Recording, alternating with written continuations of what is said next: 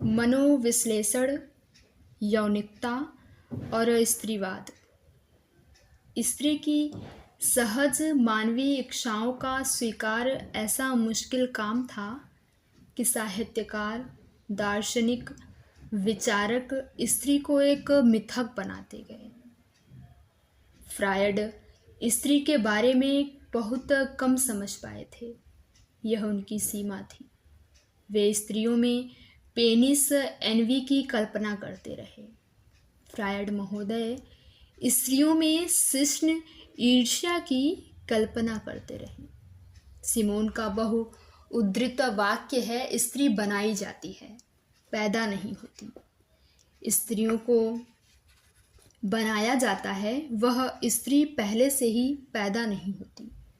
Simone सामाजिक अनुकूलन की तरफ इशारा करती हैं, जो औरतों को समाज द्वारा तय भूमिका निभाने के लिए तैयार करता है। कोई लड़की अगर पेड़ पर चढ़ना चाहती है तो सिर्फ इसलिए कि वह ऐसा करना चाहती है, न कि इसलिए कि वह लड़कों की बराबरी करना चाहती है। फ्रायड बच्चे के मानस को जितना युक्ति संगत समझते हैं, उतना वह होता नहीं। लड़की के जीवन में हीन बोध केवल पुरुष अंग के अभाव के कारण नहीं है, बल्कि और भी प्रारंभिक अनुभवों का वह सिलसिला है जो बड़े लंबे समय तक उसके जीवन को प्रभावित किए बिना नहीं रहता। सामाजिकता की प्रक्रिया में लड़के का सेक्स उसकी सफलता का प्रतीक बन जाता है। फ्रायड ने एक इडिपस ग्रंथ के जरिए स्त्रियोचित और पुरुषोचित को व्याख्यायित करने की कोशिश की। पोस्ट फेमिनिस्ट स्त्रीवादियों ने फ्रायड को अलग तरीके से पढ़ने की भी कोशिशें की और जेंडर निर्मिति संबंधी उनके दिए सूत्रों को काम का पाया। जूलियट मिशेल ने उन्हें पितृसत्ता के पक्ष में नहीं, बल्कि पितृसत्ता के तरीकों को खोलने वाला कहा। आगे लका ने फ्रायड को ही आधार बनाते हुए पेनिस एनवी की जगह फैलस शब्द का इस्तेमाल किया। फैलस उत्थित लिंग शक्ति का प्रतीक है। मर्दवाद को अपनी ताकत का भरम यहीं से मिलता है, लेकिन स्त्रीवादियों ने मनोविज्ञान की फेलोसेंट्रिक प्रकृति पर सवाल उठाए, जिनके अनुसार पुरुषत्व नियम और स्त्रीत्व विचलन मात्र ठहरता है। जूलिया क्रिस्टेवा अपने प्रसिद्ध ग्रंथ वुमेन्स टाइम में इस पर बात करती हैं। यहाँ भाषा के संदर्भ में स्त्रीवादी विचार को आगे बढ़ाते हुए लूस इरिगेरे और हेलेन सीक्यू ने अपने अपने सिद्धांत प्रस्तुत किए, जिन पर हम भाषा संबंधी अध्याय में बात करेंगे। यौनिकता एक बड़ा सवाल था।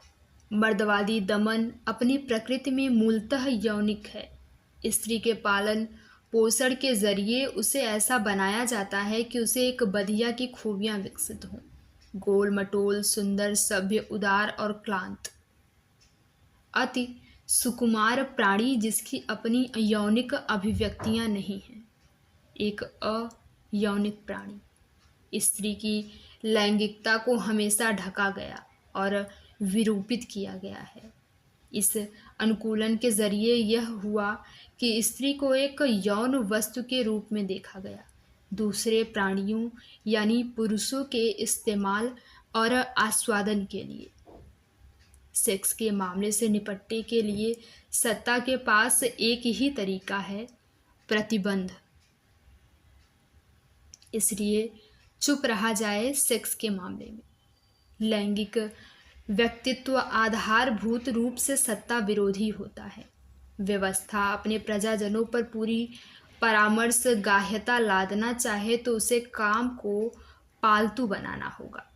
स्त्रियां अगर अपने इस अंतिम हाथ से बचना चाहें तो उन्हें सिर्फ कामोत्ताप नहीं बल्कि आनंदातिरेक की प्राप्ति के लिए अड़ना चाहिए। स्त्री का ठंडापन एक आम बात मानी जाती है, लेकिन पुरुष की नपुंसकता का इलाज आदिकाल से ही पूरी गंभीरता से किया जाता है।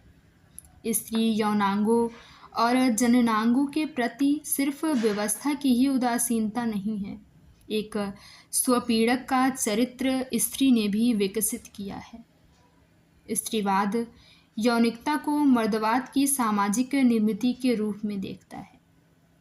कैथरीन मैककेनन कहती हैं कि स्त्री यौनिकता को सिर्फ इतिहास, सामाजिक, मनोविज्ञान, भाषा के टेक्स्ट में समझने की ही नहीं, बल्कि स्त्रियों के अपने अनुभव में भी समझने और आलोचना करने की आवश्यकता है। आखिर स्त्री यौनिकता के वस्तुकरण को पहले संसार में, फिर दिमाग में, दृश्यात्मकता में, फिर जबरन यौन संबंध में और अंततः यौनिक हत्या में बदला जाना जवाब की दरकार रखता है। पुरुष को अपनी कामोत्तेजना के लिए किस किस चीज़ की ज़रूरत है, उसके संदर्भ में स्त्री को व्याख्यायित किया जाता है। मुख्य यौनिकता पुरुष की ही है, उसी संदर्भ में स्त्री व्याख्यायित होगी। ताकत की कामुकता पौरुष है और समर्पण की कामुकता स्त्रैण है। ऐसे में अगर कहें कि यौन आनंद में स्त्री मोल भाव करती है, तो इसका मतलब यह तो नहीं है कि मोल भाव कर सकना आज़ाद होना है। ऐसा तो नहीं है कि सामाजिक व्यवहारों में औरत की कभी कोई भूमिका नहीं रही, वह किसी ठस चीज की तरह दुनिया में बस पड़ी रही, बल्कि ताकत की पूरी संरचना में वह केवल एक पुर्जा बनाई गई, जो कर्ता है नहीं, लेकिन कर्ता का भरम पाले है।